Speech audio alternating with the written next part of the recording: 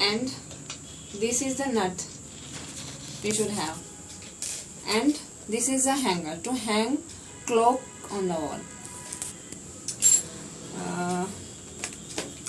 So this is clock, and we are going to fix this hanger in this clock movement. We have to fix it opposite to a clock battery, like this, opposite to clock battery. And now we will fix central clock on this. Hanger should be along with the 12 number, like this, 12 number and clock hanger, like this.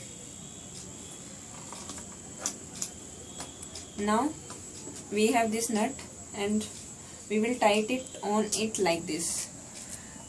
Turn it clockwise till it stops. Just do it carefully because our clock is very sensitive,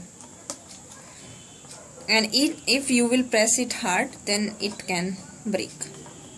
So please do it carefully. Now this is our ready